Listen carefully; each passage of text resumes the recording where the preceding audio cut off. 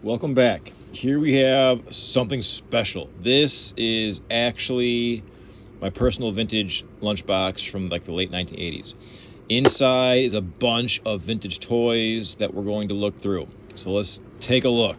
This was my actual, got my name in there. Look at that. No thermos though. Thermos is always gone. All right, let's see what we got in here. This is obviously a lot of muscle men, right? These are my personal, from my childhood. I only have a few remaining items from my childhood, and the muscle men I have before you are some of them. This is a Japanese muscle man, I guess I should say. You can tell they're usually squishier. The PVC is more flexible. This black one's awesome. Just take a look at that guy. If I can zoom in properly. That's cool. Japanese ones are more flexible, and they the size can vary. What else we got in here? Oh man, these are old school. You see these in the 80s all the time. These little handgun keychains, little Glock. Those are everywhere. You kind of still see those. You know, those quarter vending machines. This is another Japanese one. They almost look like erasers, right? This one is Japanese as well. They're more gummy feeling. I forget why I think I had those in a bag because they weren't my original childhood collection. These are Tootsie toys, very popular American manufacturer of toys. I believe they may still even be in business, but now they make like really cheap plastic toys. But there's a niche for them. These are from mid 20th century. These battleships, these are great. They don't make toys like this anymore. Made in the United States, they're sharp. These things are always broken. There's wheels that are always missing usually. Some have cannons that move. They're great toys. I have another one here. This one I got when I was a child at a local antique store when I was probably 10. And it was old back then, and now it's older, right? Yeah. Tootsie toy made in the United States of America. This one's got the wheel. Needs a little bit of oil. There's a bunch of different sizes. Those are great. All right, this is awesome. I gotta do more research about this. This plastic toy lighter, that is old school, and that harkens to a different era. I mean, come on, plastic toy lighters. You don't see those anymore, do you? My best bet, if I can remember correctly, this came from like a kid's spy kit from like the 60s, you know what I mean? Like a 007 kind of thing. It came with glasses or whatever and a few spy gadgets and, his lighter. I think that's what it's from, but I'm not sure. This is the Joker, the 80s, what are these, DC? I forget. DC 84, yep. I think he had a big hammer, like a Joker hammer, and he'd bonk you. Superman. I had this toy when I was little. This is not my original. He had an action too, I believe. The vinyl cape. This is a super classic toy. Come on. I mean, this could be one of the earliest action figures of Superman in this size. This size, that 3 3/4 or whatever. Like G.I. Joe size, kind of like. 1989 Batman. Hell yeah, I had this toy when I was a kid. This was a big deal. Batman was revamped. It's super cool, gothic, Dark Knight. That's awesome. All right, well now you see what we got. Oh wait, no, let's not jump into the Muscleman yet. This is my original now. This is the Riddler. When I was a kid, I can recall how I felt when I selected this toy from the toy store. I think it was probably Hills or some department store. I liked his color. I don't know anything about the Riddler, and I still don't, but just that color is great. And the question marks, that's pretty cool. And now we got, let's see, what is this? This is an old G.I. Joe. This is from a flea market. I forget who this guy is. I bought and sold a ton of these a couple of years ago.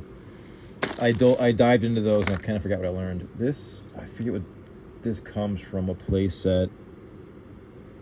It says Disney, I forget. And then we have these toys. I remember my mother bringing these home when I was a kid. What is this? Another Joker? I think this is a newer one. And you put Oh yeah, you put like a little squirt thingy full of water and it squirt out of his. This is I think 1989. This is the rival to this one, I think. Anyhow, I think you can buy these at Hallmark gift stores in like the 80s. They were these cute little Matchbox style, pardon me, but more cartoon, unrealistic. These little cars. These are great. My mom bought me home a few of them, and I just thought they were so cool. And you see these once in a while, like in knickknack bags at thrift stores or whatever. Fuzzmobile, made in Hong Kong, Hallmark. Yeah, cute. Just kind of unique. Just kind of blobby looking cars. This is wow. This is cool. Genuine Duncan Special Yo-Yo. Simpler time, folks. Simpler time. This is that old school. It feels more like an acrylic plastic, a little bit more brittle. The color's cool. Probably from the 60s, give or take. All right, what else we got? What's in there? Oscar the Grouch. Come on. This is classic. Give me a break. Fisher Price. What is this? Like 78, give or take. A lot of kids had this, and they were very happy to have it, right? Oscar the Grouch. That's cool. Now we move into the Battle Beasts. These have become more... Nope, not yet, folks. There's G.I. Joe hanging out there. What's this guy's name? He's cool. This is the second version of him. There were two versions. The Native American guy. I forget his name. I like the original version. This is like the second version, second series. But that's still an old school Joe. All right, now Battle Beast. I, as a kid, had... My mom bought me and my brother like a pack. And in a pack there was two. I had the giraffe, and he had, I think, the rhino. Those are long gone. These were fun. They still are, because they have these like holograms, and if you rub them, it'll be like water, wood, fire, and then you can like it's kind of like a rock, paper, scissors. You know what I mean? Like water beats fire, and I think wood beats water. You know what I mean? I think they still work. But these are of course become collectible. I find these, you gotta dig, folks, and I literally mean dig. Like at garage sales and flea markets, they're at the bottom of that bargain bin. You really got. I found probably half of these or more from flea markets, just digging, and they have like just the obligatory cartons of McDonald's Happy Meal toys, and then if you look in, you'll find a few of these in the bottom. Just gotta look. And this is cool. My son made this. This is a 3D printed Muscle Man that can kind of rival this guy, right? Now, Muscle Man, these are original USA series, my childhood versions. I've kept these separate from I have a tub of Japanese Muscle Men that I can do. That's a whole universe. I mean, getting down the correct, Japanese verbiage.